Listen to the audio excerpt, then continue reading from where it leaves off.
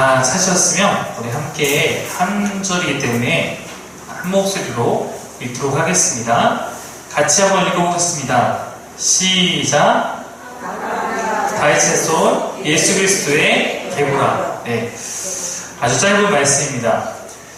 저희 설교자로서의 꿈이 있다면 신구약 총 66권을 심플하게라도 한 권씩을 설교에 담아서 시리즈로 성경 전체를 여러분과 나누는 것입니다. 그래서 성경의 책 단 한 권도 소외되지 않고 우리 사교교회 모든 성도들에게 가르치는 것이 저의 한 가지 소망입니다. 그와 함께 또 다른 방향으로 하나 소망하는 것이 있다면 우리가 마치 지난 수련회 때 나눈 것과 같이 조금은 깊이 있게 성경의 디테일한 부분까지 분석해서 한 권씩 그렇게 적어도 이 한 권에 대해서 내가 좀 이해할 수 있을 만큼 그렇게 가르쳐 가는 것입니다. 우리가 그러한 시작으로 비교적 짧은 룻기를 수련할 때 우리가 한번 해본 것이라고 그렇게 생각합니다. 오늘 마태복음인데요. 마태복음은 오늘부터 지금 한 4주 정도 다룰 예정입니다. 마태복음은 66권의 성경 가운데서도 매우 중요한 위치를 가진 책이며 또한 한 번쯤은 우리가 깊이 있게 다뤄봐야 할 그러한 책입니다. 이 책은 구약과 신약을 연결하는 책이기도 하고 가장 많은 사람들이 읽는 책이기도 합니다. 여러분, 성경 가운데 마태, 마가, 누가, 요한이 있지만 교회가 생긴 이후로 2000년이 넘는 시간 동안 가장 많이 읽혀진 책은 마태복음입니다. 여러분이 알고 있는 대부분의 이야기는 다 마태복음의 이야기이기도 합니다. 그만큼 마태복음은 가장 많은 사람이 접하고 있고, 그렇지만 또 그 안에 진귀한 보석 같은 그런 메시지가 숨겨져 있는 그러한 책이기도 합니다. 하지만 이 마태복음이 만만치 않게 깁니다. 28장이나 되기 때문에 아마도 우리가 이것을 정말로 하나하나 분석하면서 하려면 한 적어도 6개월에서 1년은 잡고 아마 해야 되지 않을까 싶어요. 그래서 보통 강해 설교를 하는 교회에서는 한 권의 책을 띄는데 1년, 2년, 길면 3년까지도 막 하기도 하거든요. 그래서 저희는 이제 아직까지는 그렇게 할 만한 훈련이 저나 또 우리 교회 식구들이나 다 아직은 조금은 어렵다고 느끼기 때문에 이번에는 이 뜨거운 여름에 마태복음 1장만 우리가 함께 다뤄보려고 합니다. 그래서 더운 날씨이지만 그리고 또 이렇게 에어컨 쓰면서 좋은 환경에서 말씀 배울 수 있음에 감사하면서 이 시간을 통해서 여러분의 생각과 마음에 시원한 말씀에 깨달음이 더해지기를 기대합니다. 우리 마태복음 1장 함께 같이 한번 들어가 보겠습니다. 우리가 한 권의 여러분 책을 읽을 때 그것의 장르를 알고 읽는 것이 굉장히 중요합니다. 무슨 얘기냐면 소설이라는 것을 알고 읽을 때 바르게 이해할 수 있습니다. 시는 시로 써 읽어야지 오해가 생기지 않습니다. 그리고 시 가운데 이런 구절이 실제 있어요. 할머니 한 분이 눈이 되어 사라지고, 이게 지금 막 눈 내리는 날 저기 걸어가는 할머니가 그 내리는 걸 사서 싹 눈이 되어 사라진다는 표현인데 시로 읽으면 얼마나 멋있습니까? 그러니까 여러분 이거를 만약 뉴스를 읽으면 할머니 한 분이 눈이 되어 사라졌다라고 해서 엄청나게 큰 일이지 않겠습니까? 소설로 읽으면 공상소설되고 신문기사를 읽으면 엄청난 사건이 되어버리는 것입니다. 그래서 우리가 이 성경을 읽을 때에도 이것이 어떠한 장르인가를 알고 읽을 때 그 책을 바르게 이해할 수 있어요. 성경은 우리가 특별히 오늘 우리가 다룰 마태복음, 복음서의 장르는 무엇일까? 여러분 한 번도 고민해보지 않았을 텐데 여러분 복음서가 어떤 장르의 책처럼 여러분 느껴지십니까? 마태복음 뭘까요? 많은 사람들은 성경이 역사 기록이라고 생각할 때가 있습니다. 하지만 역사 기록적인 부분도 분명히 갖고 있지만 역사 기록이라고 생각하고 있다 보면 여러분은 큰 난관에 봉착하게 될 겁니다. 그나마 이 복음서와 가장 유사한 장르는 전기입니다. 그리고 전기가 뭐냐면 개인의 일생을 어떤 사적 중심으로 기술한 글, 어떻게 보면 위인전과 같은 느낌, 이런 것이 전기입니다. 전기와 역사 기록은 차이가 있어요. 바로 역사 기록을 한다는 것은 역사를 시간의 순서에 맞게 하나하나 그렇게 정리해서 객관적으로 적는 것이 중요합니다. 그러나 여러분, 전기라는 것은 조금 다릅니다. 전기문을 기록하는 작가가 역사적 자료를 그냥 전달한다기보다는 그 인물의 성격과 그 인물이 어떤 돋보여야 될 점을 이해하는 데 도움이 될 수 있도록 자신이 나름대로 해석해서 그것을 기록하고 있는 것입니다. 쉽게 설명하면, 여러분, 지금은 사진을 찰칵 찍으면 그것이 이제 빼도 박도 못하게 된 모습대로 나오겠지만, 옛날에는 화가가 그림으로써 어떤 사람의 초상화를 그립니다. 여러분, 그럼 그 초상화가 다 같을까요? 제가 여러분 하나, 그 사진 한번 띄워주십시오, PPT. 자, 여러분 누굽니까? 이순신 장군입니까? 확신하십니까? 네, 이순신 장군이라고 하셨습니다. 네. 자, 이순신 장군에 대한 제가 왔는데, 이순신 장군에 대한 초상화입니다. 다른 초상화 하나 보여드리겠습니다. 이거 누굽니까? 보이십니까? 약간, 죄송합니다. 약간 오랑캐 같은 느낌의 이 초상화도 이순신 장군입니다. 여기 옆에 한자로 충무군 이순신, 네, 써있죠? 옆에. 또 하나. 여러분 보시면, 지금 이것도 이순신 장군의 초상화거든요. 옷만 바꿔놓은 게 아니라 가까이서 보시면, 분명히 이 두 사람은 이미 이렇게 올라가 있는데, 끝에 있는 사람의 눈은 이렇게 내려와 있는 굉장히 인자한 관료의 모습같이 그려놨습니다. 자, 그러면은 얘랑 다르니까 여러분, 얘는 이순신 장군이 맞고 이 그림은 이순신 장군이 아니다라고 할 수 있겠습니까? 당연히 아닙니다. 네, 이순신 장군은 다 그린 건데, 이순신 장군의 때로는 약간 근엄한 모습, 때로는 인자한 모습, 때로는 정말 외구를 때려 죽일 것 같은 그런 강인한 모습을 각각 표현한 그런 그림이라고 우리가 생각할 수 있습니다. 이렇게 대상의 차이는 없지만 각각의 관점대로 강조하고 싶은 것을 돋보이게 하여서 그림을 그리는 것과 같이, 우리 마태, 마가, 누가, 요한이라는 성경의 4편의 복음서는 이와 매우 유사한 특징을 갖고 있습니다. 모두 예수님이 주인공이에요. 예수님의 생애를 우리에게 보여주고 싶은데 각각 강조하는 바가 다른 4개의 초상화와 같다라는 것입니다.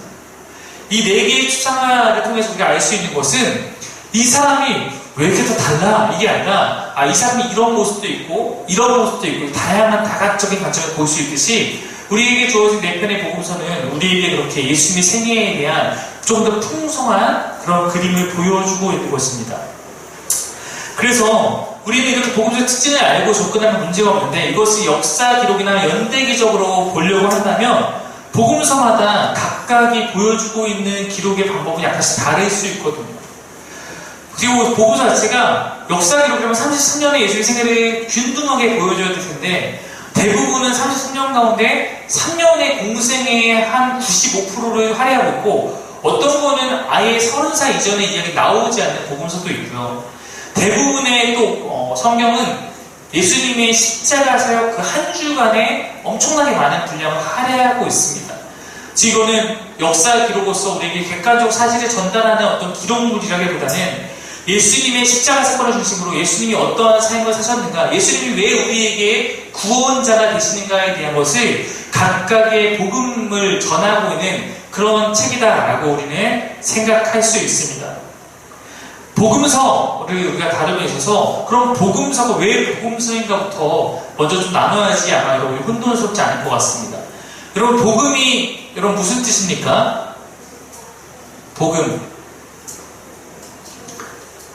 좀 더 크게 말씀해 주시겠습니까? 복음이 뭐죠? 복된 소식. 네, 조금 복된 소식도 맞는데 조금 더 명확하게 하면 굿 뉴스니까 기쁜 소식, 좋은 소식이라는 의미로 해석될 수 있을 거예요.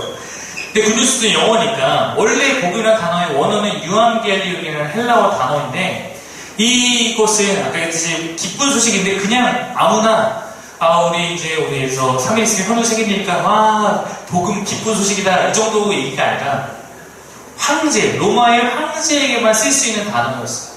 황제도 항상 황제에게 쓰는 단어가 아니라, 황제에게 정말 중요한 그 황제 집안에 아이가 태어났거나 전쟁에 승리했거나 황제가 황제로서 등극하거나 이때 그것이 모두가 알아야 될 기쁜 소식이다 라고 할 때 이 유앙겔리온이라는 단어를 사용했습니다.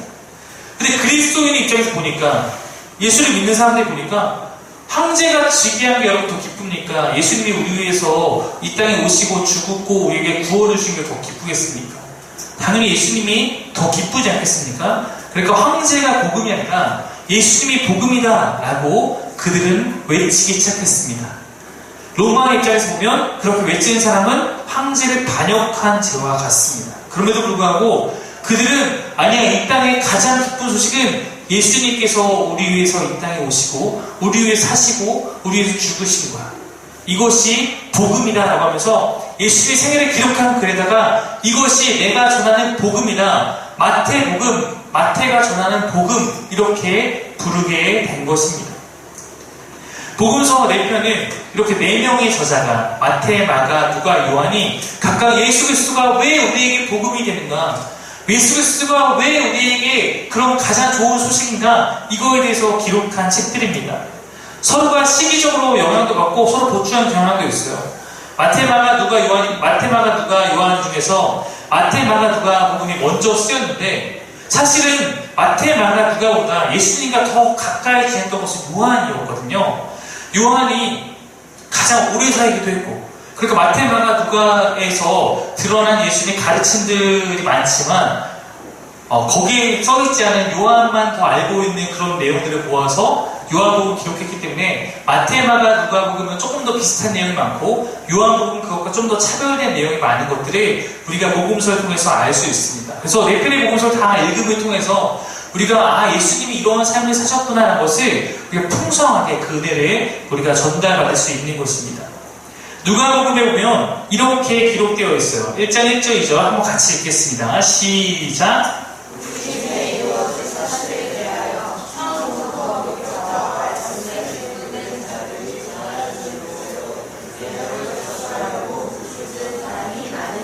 당시에 예수님의 사건에 대해서 기록을 했던 사람이 많았다라는 것입니다.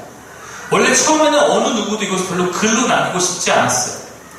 그래도 내가 글로 이거를 그때 당시에 글을 쓰는 것 자체가 쉬운 환경은 아니었기 때문에 글로 남기기보다는 그냥 이제 말로 전하는 거죠. 야, 예수님이 우리에게 이렇게 말씀하셨어.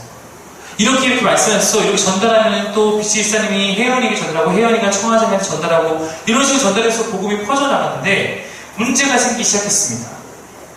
우리가 이렇게 전달만 하면 금방 예수님이 오실 줄 알았는데 예수님이 재림은 안 되는데 전달할 수 있는 사람이 하나하나 죽어가는 거예요. 처음에 왜 죽어갑니까? 순교를 당하기 시작하고 좀 더 지나니까 나이가 들어 죽기 시작하고 이러니까 더 이상 이 복음을 가만히 입으로만 전달하면은 이거 전달하는 사람이 너무나 적어질 수 있다고 생각했기 때문에 이제 기록을 하는 사람이 늘어나기 시작했습니다. 말씀의 목격자와 말씀의 일꾼 대사들이 전하여준 그대로 그것을 받아 적고 그것을 널리 퍼뜨리는 그런 기록된 기록물이 많았는데 이제 이 기록이 이렇게 좋은 목적으로 기록된 것도 있지만 정말로 다양한 목적으로 그냥 어떻게 보면 소설같이 어떻게 보면 그렇게 기록된 것도 많았기 때문에 이 예수님 이후에 초대교회 당시에 복음서라고 하면서 당시에 쓰였던 복음서가 30권 정도가 됐대요. 그리고 이것 가운데 정말로 교회는 예수님의 진짜 근처에 있었던 사람이 실제로 믿을 만한 저자가 실제로 그 복음의 진리를 잘 담은 책은 무엇인가를 분류하기 시작했습니다. 처음부터 교회가 믿고 따랐던 책이 무엇이고 나중에 들어온 책이 무엇인가 이런 것들의 이단과의 싸움을 통해서 분류해내기 시작했는데 그 중에 마지막으로 4권만 복음서 가운데 우리가 믿을 진짜 책이다라고 받아들이게 된 것이 현재 우리가 읽고 있는 마태, 마가, 누가, 요한의 책입니다. 초대교회는 치열하게 그것을 분류하고 그것을 성경으로 지키기 위해서 노력했습니다. 근데 사실은 성경이 복음서가 예수님에 대한 기록이 4개라는 것은 다른 교회 밖의 사람들로부터 초기 시대부터 많은 공격의 대상이었어요. 왜냐면 한 권이면 발생하지 않은 시비들이 4권의 그 관점들에 따라서 공격의 대상이 되는 경우가 많았기 때문입니다. 아까 얘기했듯이 각각의 왜 눈이 이렇게 되고 왜 눈이 이렇게 되고 뭐가 예수의 눈이야 이렇게 따질 수 있는 것처럼 각각의 기록한 관점에 따라서 이렇게 다른 차이점들을 갖고 시비가 붙는 경우가 있었기 때문이죠. 그럼에도 불구하고 교회는 4권의 복음서를 포기하지 않고 계속 유지해 왔습니다. 모든 교회가 이 4권의 자연스럽게 정경으로, 진리로 받아들이도록 성령님께서 도우셨습니다. 저는 복음서 4권이 모두 하나님께서 우리에게 주신 진리라고 믿고 있습니다. 그렇다면 하나님께서 왜 우리에게 마태, 마가, 누가, 요한이라는 복음서를 주셨을까? 우리는 이것에 대해서 학자들의 이야기를 좀 참고할 필요가 있습니다. 간단히 말해서 이것은 교회가 갖고 있는 문제가 아니라 하나님이 주신 선물이라는 것입니다. 그리고 저는 저희 교회에서는 없지만 그리고 성가대를 잘 알고 있을 겁니다. 그리고 성가대를 저도 많이 했었는데 성가대는 소프라노, 알토, 테너, 베이스 보통 이게 4개의 파트로 같이 부릅니다. 그걸 들으면서 왜 4개로 찬양해서 혼란스럽게 하냐고 이렇게 따지는 사람은 거의 없습니다. 왜냐면 4가지 찬양을 듣는 것이 더욱더 풍성하기 때문입니다. 마찬가지로 복음서는 이 4가지의 복음서가 함께 조화될 때 풍성하고 아름다운 하모니를 낼 수 있는 것입니다. 참된 복음은 각각 하나하나의 글도 멋지지만 그 다른과 그 풍성함을 통해서 더욱더 우리에게 주는 메시지가 강력해질 때가 있습니다. 그럼에도 불구하고 혹시 여러분 성경을 읽다가 특히 복음서를 읽다가 여러분이 마태복음의 내용과 누가복음 내용과 이 부분은 같은 이야기인 것 같은데 조금 다른 것 같네 라는 문제가 있을 수도 있고 여러분 궁금한 것들이 생길 수도 있습니다. 그럴 때는 문제를 덮으려고 하기보다 적극적으로 다가서길 좀 권합니다. 그냥 피하지 말고 어설프게 좋아하려고 시도하지 말고 의심이 생기는 부분이 성경 가운데 있다면 차라리 치열하고 냉정하게 의심해야 된다고 저는 생각합니다. 있는 것을 없는 것으로 여기지 말고 있는 것을 있는 것으로 여기면서 그 안에 왜 이러한 것들이 하나님께 우리 주셨을까라고 찾아간다면 그 안에서 더욱더 깊은 의미를 발견하게 되는 경우가 많기 때문입니다. 아까 얘기했듯이 초대교회부터 성경에 대해서 이런저런 흠집을 내려는 시도가 많았습니다. 근데 저희 교수님께 저에게 이런 얘기를 하신 적이 있습니다. 성경을 보호하려고 하지 마라. 성경을 변증하기 위해서 성경을 연구할 필요도 없다. 내가 변증하지 않아도 성경 스스로 보호하고 스스로 변화할 능력을 갖고 있다. 그 모든 것을 성령님께서 하신다. 그러니까 차라리 성경을 읽으면서 진리와 투쟁을 해야 한다. 그러면 그 안에서 성령님을 만나게 될 것이다. 여러분이 혹시 성경을 내가 이제 교회 다니니까 내가 좀 더 하나님에 가까워지기 위해서 성경을 읽을 때 부딪히는 문제들에 대해서 여러분 절대로 두려워하지 말고 그것을 갖고 왜 이것이 이럴까? 그때는 의심도 해보고 저는 부딪혀보기를 간절히 여러분에게 권하는 바입니다. 많은 사람들이 과학이 말하는 것에 대해서 신뢰를 보입니다. 그렇지 않습니까? 과학적으로 과학자가 나와서 이게 이렇습니다 하면 굉장히 우리는 신뢰를 보냅니다. 저도 그렇습니다. 저는 예전에 이 영화를 굉장히 재밌게 봤습니다. 한번 띄워주십시오. 네, 인터스텔라라는 영화입니다. 보셨나요? 네. 인터스텔라라는 영화인데 여기에는 굉장히 큰 물리학의 이제 그런 학설들이 많이 들어가 있습니다. 그 중에 가장 크게 자리를 차지하고 있는 것 중에 하나가 다중우주론입니다. 저는 이 영화를 보면서 다중우주론의 개념을 조금은 이해할 수 있었습니다. 그것이 진짜로 있는지 맞는지 안 맞는지까지는 아직 다 증빙되지 않았기 때문에 저도 잘 모르지만 저럴 수도 있겠다라는 것을 저에게 제시해준 영화입니다. 근데 저는 그 가설을 통해서 시공을 초월한다는 성경 개념을 조금은 이해할 수 있었습니다.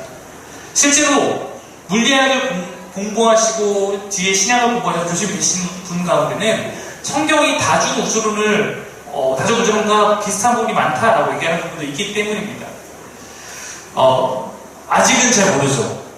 근데 또 여러분들 아시겠지만 아인슈타인이 발견한 상대성 이론 같은 경우는 어떤 학자가 뭔가를 발견했기 때문에 그때부터 그 이론이 존재하거나 그 과학적인 것들이 존재하는 것이 아니라 사실 그거는 옛날부터 태초부터 그런 어떤 학설이나 그런 과학적 그런 어떤 진리들은 있었습니다.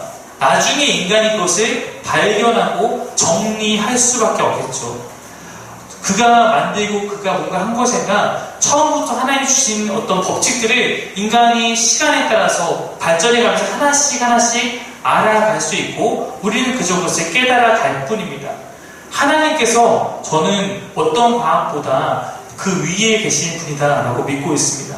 중요한 것은 과학이라는 것은 인간의 지식의 발달과 함께 하나씩 그때그때 발견해 갈 뿐이지만 성경에 있는 메시지는 처음 우리에게 주어진 그때부터 단 한 번도 변하지 않고 지금까지 보존되어 왔는데 우리는 다만 오히려 과학의 발전을 통해서 성경에 있는 것들을 하나하나 이해해가는 경우가 많다라는 것입니다.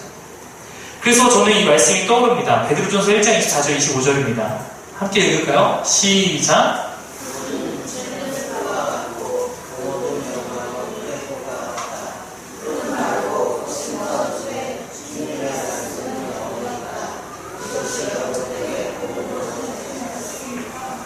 성경이 이렇게 기록하고 있어요. 풀도 마르고 우리가 찬양했던 것처럼 꽃도 시들고 다 이 세상의 것들은 변화되지만 말씀은 너에게 주어진 그대로 영원히 너에게 있다. 그것이 너에게 복음을 주어진 말씀이다 라고 하고 있습니다. 저는 이 세상의 시간이 흐르고 흘러도 말씀이 영원할 거라고 믿습니다. 말씀이 영원히 우리의 대안이고 말씀이 영원히 우리에게 우리가 어떻게 살아야 하는지 알려주는 진리라고 믿고 있습니다. 성경이 우리에게 약속하는 바 한 가지가 있습니다. 우리가 하나님을 알기 원하고 특별히 성경을 통해서 하나님을 배워가기 원할 때 하나님은 우리에게 자신을 알려주겠다라고 말씀하셨습니다. 하나님은 우리에게 자신을 감추고 싶어하는 분이 아니라 우리가 알려주려고 하시는 분이기 때문에 여러분이 오늘 이 설교를 통해서도 여러분이 스스로 있는 자리에서 말씀을 펴서 읽을 때에도 하나님을 알기 원하는 마음으로 여러분 성경을 펴서 읽을 때 하나님께서 여러분을 만나주실 것이고 하나님을 여러분 더욱더 깊이 있게 알게 될 것이라고 저는 믿습니다.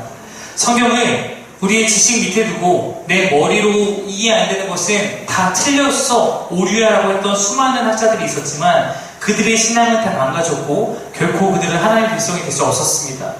하지만 그를 통해서 하나님을 알고자 했던 사람들을 통해서 그들은 하나님을 경험하고 말씀을 통해서 하나님의 사람이 되었고 지금의 신앙을 발전해오는 그런 계기가 되는 중요한 역할들을 해왔습니다.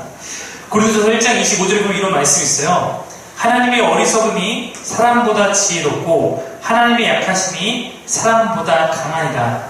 오늘과 한 달 동안 마태복음 말씀을 여행하면서 여러분이 이 말씀을 기억했으면 좋겠습니다. 하나님의 어리석음도 사람보다 지혜롭고 하나님의 약하심조차도 우리보다 강하구나. 이것을 믿고 의지하면서 하나님 앞에서 여러분 한 걸음 더 하나님의 의지를 나아갈 때 이 말씀을 통해서 하나님이 우리에게 주신 메시지가 더욱더 강력할 수 있을 것이라 저는 믿습니다. 오늘 마태복음 1장 1절 말씀 다시 한번 읽어볼게요. 읽겠습니다. 시작! 오늘 우리가 이 딱 한 절만 보려고 하는데 이곳에도 중요한 메시지를 담고 있습니다. 이 한 문장이 마태복음이라는 책의 시작입니다. 더 넓은 의미로 말하자면 신약 전체의 제 첫 번째 말씀입니다. 우리가 구약 전체의 첫 번째 말씀이 태초에 하나님이 이렇게 시작한 창세기 1장 1절이면 신약 전체의 첫 번째 말씀이죠. 우리는 마태복음에는 저자인 마태만 있는 것이 아니라 독자들, 마태복음을 마태가 기록했을 때 이것이 누가 읽기에 바라는 마음으로 썼기 때문에 그 대상이 되는 독자도 있다는 것을 우리는 이해해야 합니다. 제가 이곳에서 한 명의 설교자가 설교할 때에도 제가 이곳에 앉아있는 사람이 누구냐에 따라서 당연히 다른 방식으로 선포하게 됩니다. 오늘 제가 여러분에게 이렇게 설교하지만 제가 어린아이들 앉혀놓고 인터스텔라에 보여주면서 이렇게 설명할 수는 없기 때문에 당연히 어린아이에게 설교하는 것과 또 이렇게 어른들에게 설교하는 것은 다를 수밖에 없습니다. 복음서도 그 복음서자들이 기록할 때 대상이 누구냐에 따라서 대상에 맞게 기록했구나라는 것을 여러분 적어도 함께 이 시간 이해해 주셨으면 좋겠습니다. 마태복음은 유대인들을 대상으로 쓴 책이에요. 마태가. 마가복음은 로마에 있는 교인들에게 쓴 책이에요. 누가복음은 이방에 있는 모든 교인들이 읽기를 바라며 쓴 책이고 요한복음은 모든 예수를 믿는 그리스도인들을 위해서 쓴 책입니다. 마태복음의 저 독자가 누구라고요? 유대인들이에요. 유대인들이 이 책을 읽기 바라는 마음으로 마태가 이렇게 이 책을 시작하고 있다는 것입니다. 그럼 마태의 고민은 이거였을 거예요. 유대인들에게 어떻게 예수님이 복음이라는 사실을 잘 증거할 수 있을까? 어떻게 내가 갖고 있는 이 복음의 메시지를 어떻게 이들에게 설명을 해줘야지 잘 이해할 수 있을까 고민하며 그는 마태복음을 기록하기 시작했을 것입니다. 여러분, 유대인이 누굽니까? 유대인은 예수님이 동족이에요. 예수님도 유대인이었습니다. 제자들 대부분 다 유대인이었습니다. 우리가 이스라엘 사람들 혹은 히브리 사람들이라 부르는 그 사람들이 유대인들이지 않습니까? 그가 전하는 복음의 첫 문장은 그들에게 이렇게 시작하고 있습니다. 아브라함과 다윗의 자손 예수 그리스도의 계보라. 익숙한 세 명의 이름이 등장합니다. 뭐가 등장하죠? 아브라함, 그 다음 다윗, 그 다음 예수. 여러분, 예수님 뒤에는 예수라고 끝나는 것이 아니라 예수 그리스도라고 우리가 많이 부르기도 합니다. 예수 그리스도는 뭐 성이 아니고요. 마르틴 루터처럼 성이 아닌 거 다 아시죠? 예수가 이름으로 끝나는 건데 뒤에 그리스도라고 우리가 수식어를 붙이는 것입니다. 그리스도는 어떤 뜻입니까? 구원자라는 의미입니다. 그러니까 예수 그리스도라고 우리가 말할 때는 예수님이 우리의 구원자가 되신다라고 말하는 것과 똑같습니다. 마태가 유대인들에게 예수를 소개하는데 예수가 그리스도다라고 쓰고 있는 것입니다. 여러분, 지금 우리는 예수 그리스도라는 단어를 하도 많이 들으니까 무조건 예수라는 바로 그리스도 같이 할렐루야 하면 아멘 나오는 것처럼 우리에게 익숙해진 것이지만 당시에 예수 그리스도라는 것은 꼭 그렇게 항상 쓰는 용어가 아니었기 때문에 마태는 의미를 담아서 예수님이 구원자 되신다는 것을 마태복음 1장 1절에 기록하고 있는 것입니다. 근데 여러분, 마태가 이렇게 예수님을 소개하는 이 대상이 유대인들은 어떤 사람들입니까? 그들이 예수를 구원자로 이해하고 있는 사람들인가요? 그렇지 않습니다. 예수를 자기가 하나님의 아들이라고 웃기지만 하면서 신성 모독했다고 하면서 그들을 십자가에 죽여달라고 요청했던 사람들이 유대인들이었습니다. 그들에게 예수님은 그리스도가 아니라 가장 신성 모독을 해서 죽여야 돼. 그가 무도한 죄인이라는 인식을 갖고 있는 사람들에게 마태는 아니다. 예수님은 우리의 구원자다라고 말하고 있는 것입니다. 유대인들이 여러분 지금 있습니까? 없습니까? 지금도 있어요. 팔레스타인에 지금도 살고 있습니다. 유태인이라고 그러죠. 유대인들이 여전히 자신들을 구원할 그리스도가 구약에 예언되어 있는 그 메시아가 오지 않았다고 생각하면서 지금도 기다리고 있습니다. 유태인들은 구약의 예언에 따라서 메시아를 기다리고 있어요. 메시아가 오면 우리를 구원할 것이다. 메시아, 이것이 히브리어 단어라면 메시아를 헬라어로 번역하면 메시아는 그리스도가 됩니다. 즉 예수 그리스도라는 것은 예수 메시아라는 의미예요. 너희가 구약에서 그렇게 기다리고 찾고 있는 메시아가 바로 예수님이라고 마태는 전하고 있는 것이고, 유대인들은 그때 복음을 듣고 반응한 사람들은 그리스도인이 됐겠지만 여전히 믿고 있지 않은 사람들은 아직까지도 그 메시아를 기다리고 있는 것입니다. 예수 그리스도의 계보라는 것은 쉬운 말로 말하면 족보라는 의미입니다. 여러분, 예수님의 족보로 마태는 시작하고 있습니다. 왜 족보일까? 아마 이것은 우리가 함께 계속 마태복음 보면서 1장을 보면서 여러분이 같이 공감해 가실 이야기입니다. 근데 여러분, 이 마태복음의 시작이 중요합니다. 여러분, 누구나 글을 쓸 때 서론을 신중하게 쓰게 되어 있습니다. 우리가 책을 사러 가면은 여러분 어떨지 모르겠지만 저는 앞에 서론을 읽어보고 목차 보고 서론에 있는 거 보고 살지 안 살지 결정하는 경우가 많이 있거든요. 마태가 예수님에 대해서 말하는데 그 첫 번째 앞에 1장을 모두 족보로 거의 쓰고 있습니다. 왜냐하면 마태가 이 족보를 사용해서 이 족보로서 이 이야기를 시작하는 것은 이 족보가 갖고 있는 의미가 굉장히 크고 마태복음 전체를 통해서 마태가 전하고 싶은 메시지가 이 안에 담겨 있기 때문입니다. 마태복음 1장은 예수님이 누구신지를 족보를 통해서 말을 하고 있는데 그 첫 번째 단서가 1장 1절에 나타나고 있는 거예요. 아브라함, 다윗, 그리고 예수. 아브라함과 다윗, 이들은 성경 전체를 통해서 너무나 중요한 이름입니다. 여러분, 먼저 아브라함이 누굽니까? 여러분, 아브라함 누구죠? 믿음의 조상이라고 가장 먼저 나올 거예요. 온 인류의 조상입니다. 성경에 따르면 그렇죠? 하나님 온 인류의 조상입니다. 근데 아브라함은 그 중에서 하나님 믿는 백성들의 첫 시작이에요. 아브라함 모든 이스라엘, 모든 그리스도인들의 조상입니다. 창세기 1장부터 11장은 모든 인류가 어떻게 처음에 살게 됐는지를 표현하는 책이에요. 12장이 되셔야지 드디어 하나님께서 한 사람을 택해서 내가 너의 하나님이 될 거야. 너희 나의 백성이 되어야 돼. 라고 하면서 한 사람 부르시는데 그게 아브라함입니다. 이스라엘 민족은 아브라함부터 시작되는 거예요. 이스라엘 민족은 우리의 시조가 아담이라고 생각하지 않습니다. 우리의 시조는 아브라함이라고 생각해요. 하나님께서 창세기 12장에서 아브라함을 부르셨고 그에게 이렇게 말씀하셨어. 내가 너에게 약속한 땅으로 네가 가라. 네가 가면 넌 지금 아직 자녀가 없어 고민하고 있는데 내가 너에게 자녀를 줄 거야. 별과 같은 바다의 모래 같은 자녀들을 줄 거야. 내가 너를 항상 보호할 거야. 그리고 너가 믿고 그리로 가려고. 순종했습니다. 100세에 기적같이 아들을 낳죠. 그 아들 이름이 무엇입니까? 이삭입니다. 이삭에게는 쌍둥이 아들을 주었습니다. 아들 이름이 뭐죠? 에서와 야곱입니다. 그 중에서 이 대표가 되는 사람은 야곱이에요. 그리고 나중에 이 야곱이 하나님의 뜻 안에서 하나님께서 야곱의 이름을 바꿔주십니다. 그 이름이 뭘로 바뀌냐면 이스라엘로 바뀌어요. 말씀 한번 띄워주겠습니까? 한번 같이 한번 읽어볼게요. 시작. 그가 이르되 내 이름을 다시는 야곱이라 부를 것이 아니요 이스라엘이라 부를 것이니 이는 내가 하나님과 및 사람들과 겨루어 이겼습니다. 실제로 성경에서 이 이름을 혜원은 안 부르고 혜원이가 이스라엘 바뀌었으면 야 이스라엘아 이렇게 부릅니다. 야곱을 의미하는 이름이었어요. 야곱이 12명의 아들을 낳습니다. 이 12명의 아들이 이스라엘의 12지파가 됩니다. 여러분 다 아시는 내용이죠. 이 민족이 이렇게 시작이 됩니다. 이스라엘의 후손들은 나중에 야곱의 자손들, 즉 야곱이 바뀔 때 이스라엘의 자손들이 이스라엘이라는 민족이 되고 이스라엘 나라가 되는 거예요. 하나님께서 아브라함 한 사람을 부르셨지만 그를 시작해서 그들이 다 민족이 됩니다.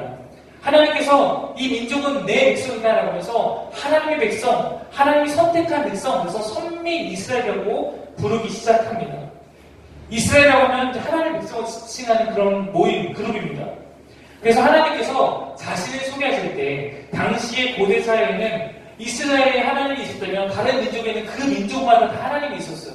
그 하나님께서 자신 소개할 때 뭐라고 소개하면 나는 아브라함의 하나님, 이삭의 하나님, 야곱의 하나님, 이스라엘의 하나님이 나 여호와다 이렇게 소개합니다. 하나님께서 아브라함을 시작한 이스라엘의 하나님이 되어주신 겁니다. 아브라함이 그런 사람이에요. 그리고 여러분 다윗, 아까 나왔던 다윗은 누굽니까? 다윗은 이제 맨 처음에는 부족세였던 이스라엘 나라, 이스라엘이 실제로 국가가 되고 왕을 세우고 이제 왕국을 건설하게 됩니다. 왕국을 건설했을 때 이 국가적인 개념으로 나라가 세웠을 때 그때 가장 유명했던 왕이 다윗 왕입니다. 우리가 이 다윗에 대해서 지난 설교 시간에 충분히 다뤘다고 생각합니다. 하나님 마음에 합했던 사람, 그가 다윗입니다. 다윗이 모든 왕들의 기준이 돼요. 그를 따라서 살아가는 합격. 이스라엘은 지금도 다윗을 최고의 왕으로 여기고 있습니다. 그대 국기가 어떻게 생겼습니까? 다윗의 별이라고 하는 삼각형과 역삼각형으로 된 육각형의 별을 사용하고 있습니다. 다윗을 상징하는 별입니다. 하지만 여기서 여러분 아브라함이나 다윗은 사실 중요하지 않습니다. 이 족보에서 아브라함과 다윗보다 더 중요하게 부각하고 싶은 것은 예수님이기 때문이에요. 다음 PPT 한 번 띄워주시겠습니까? 네, 여러분 이상한 글자인데 이게 헬라어라는 거고 성경이 처음 쓰였던 언어입니다. 읽어보면 비블로스 게네세우스 예수 크리스투 휘우 데이빗 휘우 아브라함 이렇게 되어 있습니다. 위에 보면 이게 예수 그리스도라고 해석된 거고 이게 다윗, 그 다음에 이게 아브라함입니다. 우리 성경에 이걸 더 직역하면 이거 이러면 비블로스 게네세우스 계보에 관한 책이다. 예수 그리스도의 그리고 다윗의 자손, 그리고 아브라함의 자손. 이렇게 되어 있는 순서로 되어 있어요. 마태는 그러니까 이 책을 쓸 때 이렇게 쓰고 있는 거예요. 내가 이 책에서 소개하고 싶은 복음이 있는데, 그것을 나를 위해서 난 이 책에 한 사람의 계보를 소개하려고 하는데, 그 사람은 예수의 계보이다. 근데 그는 그리스도이시고, 그는 다윗의 자손이고, 그는 아브라함의 자손이다. 아브라함과 다윗이 강조되고 있는 게 철저하게 예수 그리스도가 강조되고 예수 그리스도가 가장 먼저 나타나는 그런 계보예요. 한글 성경과 사실 순서가 정반대입니다. 이것은 예수의 시작이고 예수의 계보이다.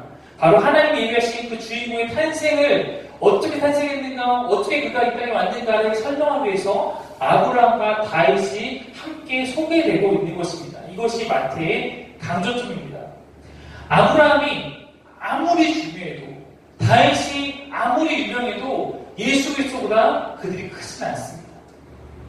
마태는 가장 먼저 예수가 그리스도됨을 알리고, 유대인들이 기다려온 그 메시아가 예수라는 것을 알리고, 두 번째로 그가 다윗의 자손이라는 것을 통해서 말하고 싶은 것은 무엇이냐면, 이스라엘 유대인들이 알고 있는 것이 하나 있었어요. 구약의 예언에 보면 메시아 그리스도가 온다면 반드시 다윗의 후손 가운데 올 것이다.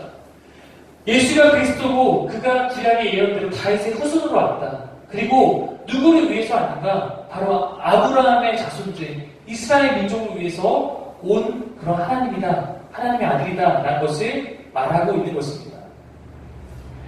예전에는 하나님의 백성이라고 하면 오로지 유태인으로 태어난 유대인 혈통을 가진 자만을 의미했습니다. 그러나 이제는 이 신약시대 이후로는 예수를 주로 고백하는 모든 사람이 다 이스라엘인이 된다고 성경 기록하고 있습니다. 우리 모두가 다 영적인 이스라엘인, 오늘날 그리스도인이 영적인 이스라엘인이 되어버린 것과 마찬가지입니다. 갈라디아 3장 28절에 이렇게 나와 있거든요.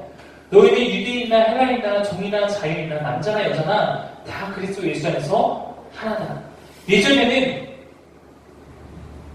이들만의 하나님이라고 구약은 생각했지만, 그러나 예수도 오심으로 말미암아 예수를 믿는 자 그들이 하나님의 백성이라고 성경은 말하고 있습니다. 그리고 하나님께서 아브라함을 부르면서 처음 약속하신 것이 있었어요. 그것이 바로 자손에 대한 약속이었습니다. 창세기 12장 말씀입니다. 한번 같이 읽겠습니다. 시작.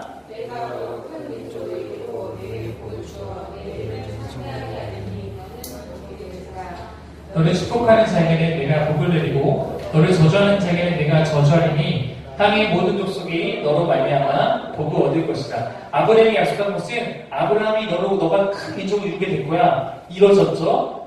땅의 모든 족속이 너로 말미암아 복을 얻을 것이다. 너로 말미암아 너 혼자 복 받는 것이 아니라 모든 사람이 너를 통해 복을 받게 하겠다는 것이 하나님의 계획이었습니다. 다음 페이지 한번 넘겨주시겠습니까?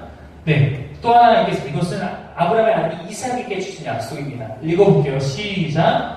내가 내 아버지 아브라함에게 맹세한 것을 이루어 내 자손을 하늘의 별과 같이 번성하게 하며 이 모든 땅을 내 자손에게 주리니 내 자손을 말미암아 천하 만민이 복을 얻으리라 말을 하고 있습니다. 아브라함과 이삭에게 거듭 약속한 거, 큰 민족을 이루게 하겠다. 정말로 하늘의 별과 같이 번성하게 하겠다. 오늘날 모든 예수 믿는 사람은 아브라함을 일컬어 믿음의 조상이라고 아까처럼 말을 합니다. 아브라함의 자손이 어마어마한 거죠. 그리고 아브라함과 이삭이 약속한 것은 너희를 통해서 천하 모든 만민이 복을 얻을 것이다.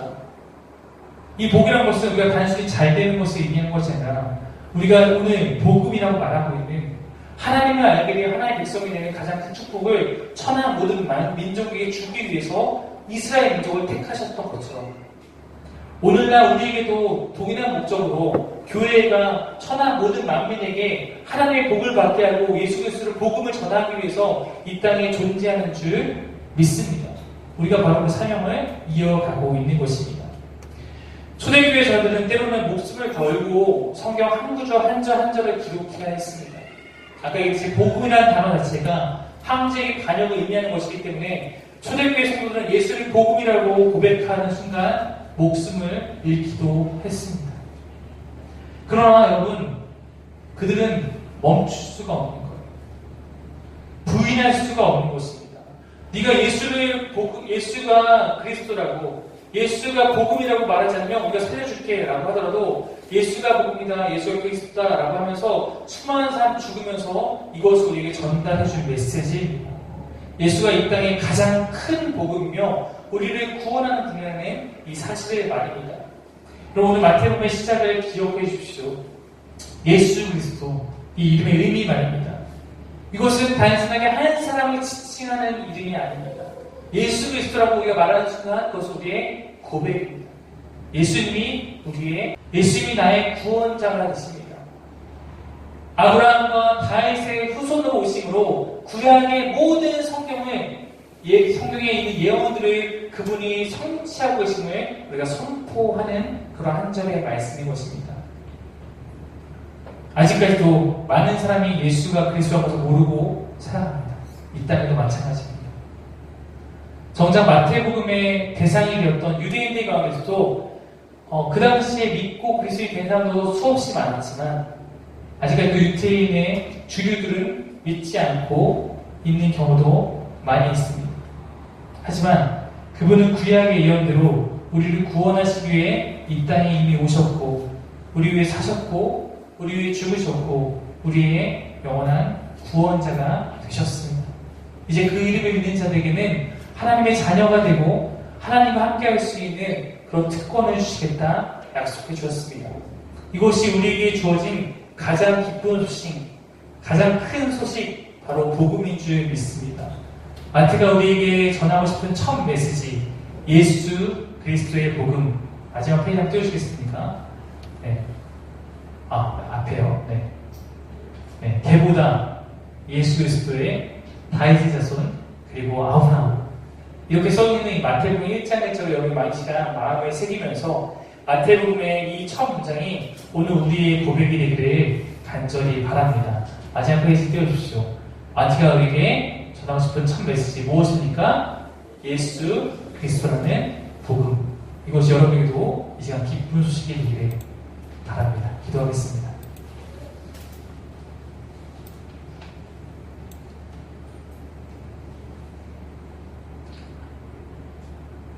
하나님, 믿음은 고백하는 것이라고 했습니다.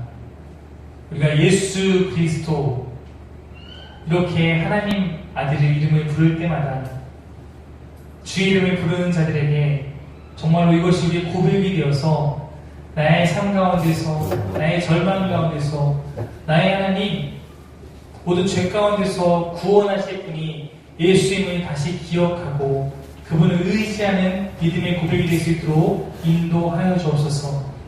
내가 수없이 예수님 이름을 외치고 말하고 있지만 혹시 나에게 그만한 고백과 그만한 믿음이 없다면 이 시간에 다시 한번 나를 점검하며 내 고백이, 내 말 하나하나가 믿음의 고백이 될 수 있도록 인도하여 주옵소서.